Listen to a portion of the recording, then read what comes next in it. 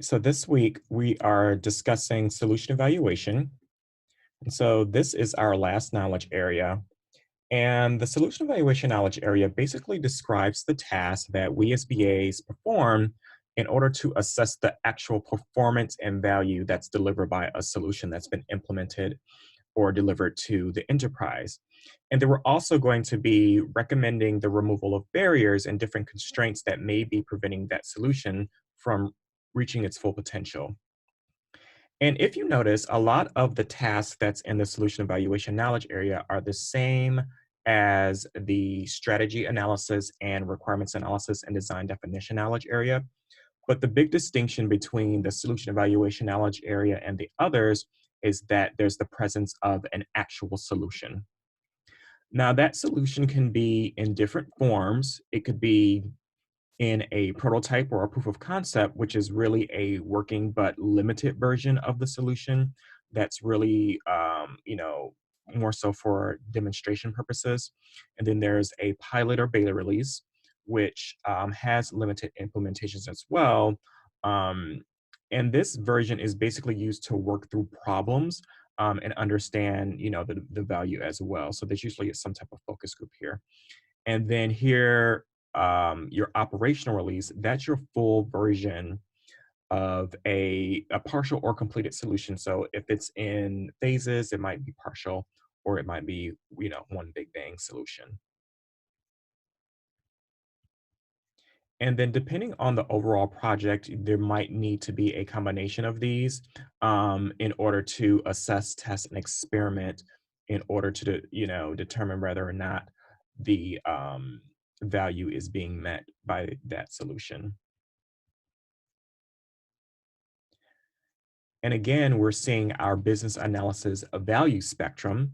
And we can see here that the solution evaluation knowledge area is a lot closer to the realization of actual value with the proof of concepts or prototypes, really, and then your pilots and beta testing, as well as your full-on operational or operating releases.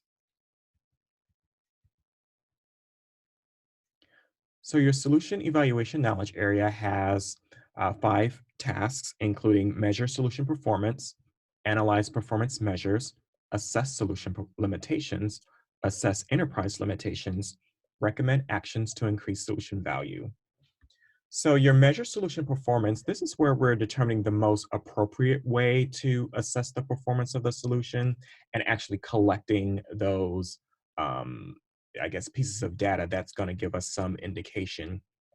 And then analyzing the performance measure, this is where we're actually examining the information that we've collected in the previous task in order to, you know, make some type of inference on the performance of the solution and understand the value that's being delivered there. And then once that gap has been identified, we're going to look to the actual solution itself to assess the solution limitations. And here we're basically investigating issues that are within the scope of the solution itself. So these might indicate problems with the design, problem with the requirements, or some other missteps that we took during the business analysis or project management process. Now, we would also be looking in tandem is assessing the enterprise limitations. And this is where we're assessing issues that's outside of the scope of the solution. So there might not be any issues with the solution, but there might be limitations with the enterprise or the business or the organization that's causing some type of limitation to how they're using it. So this might indicate that we did a poor job of doing our enterprise or cultural assessment or operational assessment. And then we've got recommend actions to increase solution value, where we're going to be identifying and defining actions that the enterprise needs to take in order to increase the value that can be delivered by that solution.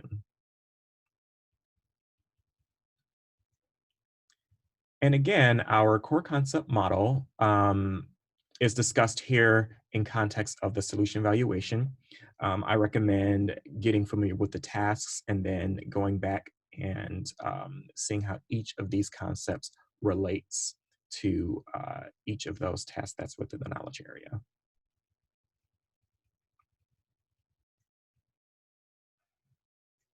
And this is our input output diagram for solution evaluation. So our inputs include implemented solutions, external, which basically just means external to the solution itself or external to the project.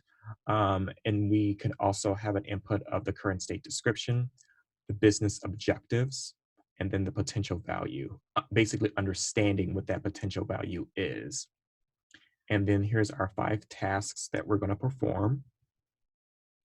And then our outputs would really be um, the solution performance measures, the solution performance analysis, where we actually analyze the information from here, and then having an actual idea of what the solution limitations are, as well as an understanding of the enterprise limitations.